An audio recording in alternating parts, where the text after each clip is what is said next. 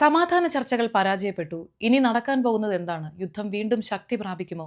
ഇന്ന് സമയം രാത്രി ഏകദേശം 7:30 ട്രൂത്ത് സോഷ്യലിലൂടെ ഡൊണാൾഡ് ട്രംപ് നൽകിയിട്ടുള്ള 2 സ്റ്റേറ്റ്മെന്റുകൾ സൂചിപ്പിക്കുന്നത് എന്താണ്?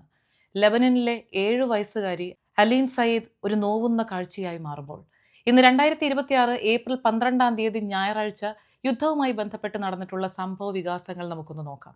ഇസ്ലാമാബാദിൽ 21 മണിക്കൂറോളം നീണ്ടുനിന്ന മാരത്തോൺ സമാധാന ചർച്ചകൾക്കൊടുവിൽ ഫൈനൽ ആൻഡ് ബെസ്റ്റ് ഓഫർ എന്ന് അദ്ദേഹം തന്നെ വിശേഷിപ്പിച്ച ആ ആശയങ്ങൾ ഇറാൻ നിരസിച്ചതോടുകൂടി സമാധാനം പുലരുമെന്ന് നമ്മളൊക്കെ പ്രതീക്ഷിച്ചിരുന്ന ആ ഒരു ചർച്ച പാതി വഴിയിൽ എങ്ങും എത്താതെ ഉപേക്ഷിക്കപ്പെട്ടൊരു നിലയിലായ കാര്യം നമ്മളൊക്കെ അറിഞ്ഞിരുന്നു. ഇത് ഗൾഫ് രാജ്യങ്ങളിലടക്കം വലിയൊരു ആശങ്ക ഉണ്ടാക്കിയിട്ടുണ്ടെന്നുള്ളതും വാസ്തവം തന്നെയാണ്. വെടിനിർത്തൽ കരാർ പ്രഖ്യാപിച്ച ആ 2 ആഴ്ച കാലയളവിലെ ആദ്യ 4 ദിവസം സമാധാനപരമായ രീതിയിൽ കടന്നുപോയിക്കൊണ്ടിരിക്കുകയാണ്. അപ്പോഴാണ് അനിശ്ചിതത്വത്തിലേക്ക് പോയേക്കുമോ എന്നുള്ളൊരു ആശങ്കയുടെ നിഴലിലേക്ക് വീണ്ടും നമ്മളൊക്കെ പോകുന്നത്. ഈ സമാധാന ചർച്ച പാളിപ്പോകാനുള്ള പ്രധാന കാരണങ്ങളായി അന്താരാഷ്ട്ര മാധ്യമങ്ങൾ ചൂണ്ടിക്കാണിക്കുന്ന പ്രധാന കാരണങ്ങൾ ഇതൊക്കെയാണ്. ആണവായുധം വികസിപ്പിക്കുന്നത് പൂർണ്ണമായും ഉപേക്ഷിക്കണമെന്നുള്ള യുഎസിന്റെ ആവശ്യം ഇറാൻ നിരാകരിച്ചു. മറ്റൊന്ന്, ഹോർമൂസ് കടലിടുക്കുമായി ബന്ധപ്പെട്ട കാര്യങ്ങളും യുറേനിയം സമ്പുഷ്ടീകരണവുമായി ബന്ധപ്പെട്ട കാര്യങ്ങളിലും ഗൾഫ് രാജ്യങ്ങൾക്ക് മേൽ നടത്തുന്ന ആക്രമണങ്ങൾ, ഇത്തരം കാര്യങ്ങളിലൊക്കെ തന്നെ ഭിന്നത പ്രകടമായിരുന്നു എന്നാണ് പറയപ്പെടുന്നത്. അതേസമയം ഇറാന്റെ ചില ഒഫീഷ്യൽ ചാനലുകൾ പറയുന്ന കാര്യങ്ങളും ശ്രദ്ധിക്കേണ്ടത് തന്നെയാണ്. പല രീതിയിലും തങ്ങളെ തെറ്റിദ്ധരിച്ചിരിക്കുകയാണെന്നും ആണവ പ്ലാന്റുകൾ മുന്നോട്ട് കൊണ്ടുപോകണം എന്നുള്ള രീതിയിലാണ് ഞങ്ങൾ കാര്യങ്ങൾ അവതരിപ്പിച്ചതെന്നും അല്ലാതെ ആണവായുധം വികസിപ്പിക്കുന്നതിലല്ല തങ്ങൾക്ക് താല്പര്യമെന്നും പറഞ്ഞതായൊക്കെ കാര്യങ്ങൾ വരുന്നുണ്ട്. ഇറാൻ സ്റ്റേറ്റ് മീഡിയ റിപ്പോർട്ട് ചെയ്തിരിക്കുന്ന പ്രധാനപ്പെട്ട ഒരു കാര്യം, ഇറാൻ പ്രസിഡന്റും റഷ്യൻ പ്രസിഡന്റും തമ്മിൽ നടത്തിയ ഒരു ഫോൺ കോളിൽ ഇവർ പറഞ്ഞൊരു കാര്യമാണ്. ഇറാൻ പ്രസിഡന്റ് പറഞ്ഞത്, അമേരിക്ക അന്താരാഷ്ട്ര നിയമങ്ങളുടെ ചട്ടക്കൂടിലേക്ക് മടങ്ങുകയാണെങ്കിൽ ഇനിയും ഒരു സമാധാന കരാറിന് സാധ്യതയുണ്ടെന്നും അത് വിദൂരമല്ല എന്നുള്ളൊരു കാര്യമാണ്. എന്നാൽ അതിന് പാരലായി മറുവശത്ത് നടക്കുന്നതോ അതിരൂക്ഷമായ ചില കാര്യങ്ങളാണ് ട്രൂത്ത് സോഷ്യലിലൂടെ ഇന്ന് വൈകുന്നേരത്തോടു കൂടി പറഞ്ഞിട്ടുള്ളത്. ആണവായുധ വികസനവും ഹോർമൂസ് കടലെടുക്കും തന്നെയാണ് ട്രംപ് വീണ്ടും പ്രതിപാദിച്ചിരിക്കുന്ന പ്രധാന വിഷയങ്ങൾ.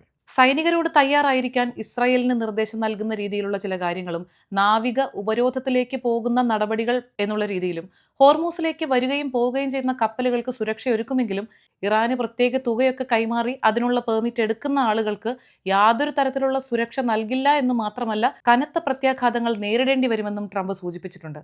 ഞങ്ങളെ തൊട്ടാൽ നരകത്തിലേക്ക് അയക്കുമെന്നുള്ള രീതിയിലുള്ള വളരെ കർശനമായ വാക്കുകളും ഉപയോഗിച്ചിരിക്കുന്നത് കാണാം. ഒപ്പം പശ്ചിമേഷ്യൻ യുദ്ധത്തിൽ ഇറാന് സൈനിക സഹായം നൽകിയാൽ ചൈനയ്ക്ക് 50% താരിഫ് ചുമത്തുമെന്നുള്ള താക്കീതും ഇന്ന് ഡൊണാൾഡ് ട്രംപ് നൽകിയിരിക്കുന്നു. ചുരുക്കി പറഞ്ഞാൽ യുദ്ധസമാനമായൊരു സാഹചര്യത്തിലേക്ക് പോകാവുന്നതിന്റെ സൂചനകളായിട്ട് തന്നെ വേണം ഇതിനെ കാണാനെന്ന് അന്താരാഷ്ട്ര മാധ്യമങ്ങളും വിലയിരുത്തുന്നുണ്ട്.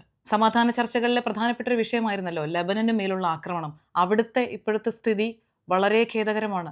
ഇന്ന് ഏപ്രിൽ 12 ലെബനന് മേൽ ഇസ്രായേൽ കനത്ത ആക്രമണം നടത്തിയിട്ടുണ്ട്. ദക്ഷിണ ലെബനനിൽ ഇസ്രായേൽ നടത്തിയ ആക്രമണത്തിൽ ഇന്ന് മാത്രം ചുരുങ്ങിയത് 11 പേരെങ്കിലും കൊല്ലപ്പെട്ടതായാണ് റിപ്പോർട്ടുകൾ വരുന്നത്. ഒപ്പം ഹിസ്ബുള്ളയും ഇസ്രായേലും തമ്മിലുള്ള ആക്രമണവും ശക്തമായി നടക്കുന്നു. ഡ്രോണുകളും മിസൈലുകളും ഒക്കെ ഉപയോഗിച്ചുള്ള ആക്രമണങ്ങളും പ്രത്യാക്രമണങ്ങളും നടക്കുന്നതായും റിപ്പോർട്ടുകൾ വരുന്നു. സുരക്ഷാ സാഹചര്യങ്ങൾ മോശമായതിനാൽ ലെബനൻ പ്രധാനമന്ത്രി പല വിദേശ യാത്രകളും ക്യാൻസൽ ചെയ്തതായും വിവരങ്ങൾ വരുന്നുണ്ട്. ഇതിനിടയിൽ ലെബനനിൽ നടന്ന ഹൃദയഭേദകമായൊരു സംഭവം കൂടി സൂചിപ്പിക്കാം. തെക്കൻ ലെബനനിൽ വെടിനിർത്തൽ പ്രഖ്യാപിച്ചതോടുകൂടി നിരവധി ആളുകൾ തങ്ങളുടെ ഗ്രാമത്തിലേക്ക്, സുരക്ഷിതമായൊരു അന്തരീക്ഷമാണല്ലോ, അതുകൊണ്ട് അവിടേക്ക് മടങ്ങിപ്പോകാമെന്നുള്ളൊരു തീരുമാനത്തിലെത്തുന്നത്. അതെന്തിനാണ് പല ആളുകളും അവിടേക്ക് മടങ്ങിപ്പോകുന്നത്? തങ്ങളുടെ പ്രിയപ്പെട്ടവരുടെ മരണാനന്തര ചടങ്ങുകൾ നടത്താനും സംസ്കാര ചടങ്ങുകൾ നടത്താനൊക്കെയായി ഒത്തുകൂടുക എന്നുള്ളൊരു ആവശ്യത്തോടു കൂടിയാണ്. അതേ ആവശ്യത്തിന് പോയതാണ് തെക്കൻ പ്രവിശ്യയിൽ നിന്ന് 7 വയസ്സ് മാത്രം പ്രായമുള്ള അലീൻ സയ്യിദ് എന്ന പെൺകുട്ടി. തൻ്റെ സ്വന്തം പിതാവിൻ്റെ സംസ്കാര ചടങ്ങുകളിൽ പങ്കെടുക്കാനായി.